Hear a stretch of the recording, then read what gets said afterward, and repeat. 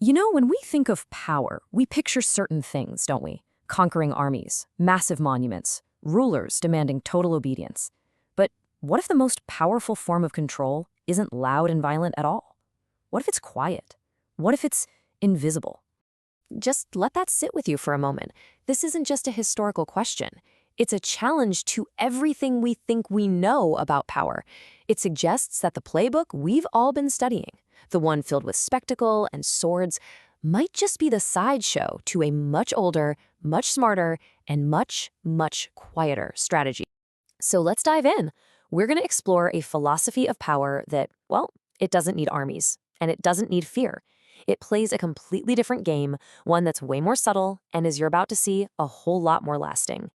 While famous empires like Egypt and Rome were making a lot of noise, their neighbor to the south, Nubia, was quietly perfecting something else entirely, something far more dangerous: psychological control.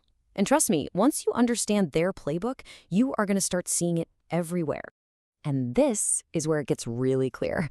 On one hand, you have the empires we know from the history books. They rule by conquest, they use fear, they dominate with these huge, loud spectacles. But the Nubian way? It was the total opposite. They ruled by creating stability. They enforced control by making it a comfortable habit. And they didn't dominate with a bang, they dominated with a deep, deliberate silence. So how in the world did they pull this off? Well, that leads us right to the heart of their strategy, the art of silent control. This is where we see how being invisible can actually make you invincible. Here's the real mind-bender. The Nubian strategy wasn't about scaring people into submission, it was about making life predictable.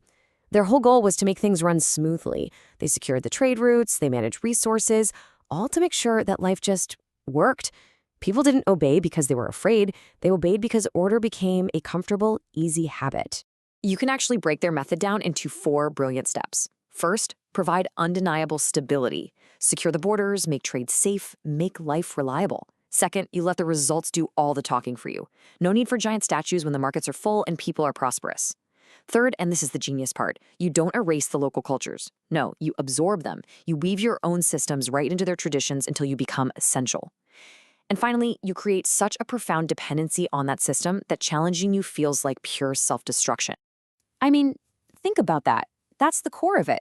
While Rome was building monuments to tell you how powerful it was, Nubia's power was the system itself. Quiet, effective function was their ultimate weapon. Because really, why would you ever rebel against a system that just works? And they did this with such masterful subtlety. They let local languages and customs continue, but with a twist. They quietly positioned themselves as the silent protectors of those very traditions. Pretty soon, their systems were so tangled up in local religion, in daily rituals, that resisting them would feel less like a revolution and more like you were attacking your own way of life. But maybe their most potent tool was just restraint.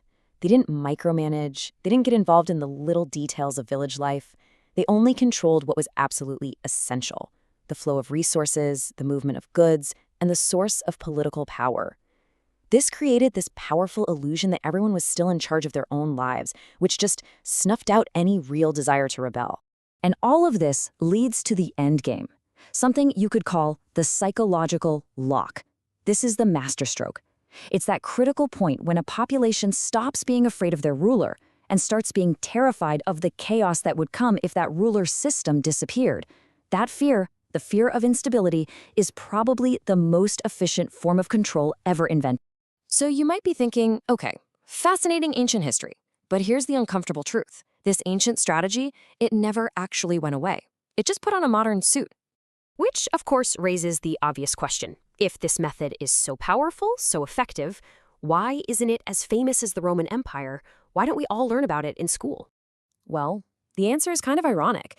History, as we write it, loves noise. It loves drama, wars, revolutions, spectacular collapses. But Nubia's success was its quiet, seamless continuity. It just worked. And a system that works too well, too smoothly, never becomes a legend. Silence, after all, doesn't make for a very exciting story.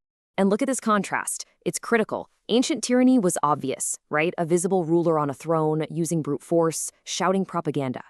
But modern systems of power, they often look a lot more Nubian. They work through these complex, almost invisible structures. They use systemic control, and their influence is so complete that it just feels, well, normal. Okay, so let's bring it all home. This is the crucial part. Recognizing the control you never notice. It's about learning to see the legacy of this ancient philosophy in the world around you, right now. This right here, this is the ultimate takeaway. The truly powerful empires aren't the ones that are constantly fighting to crush resistance. They are the ones that are so effective, they make the very idea of resistance seem pointless or even crazy.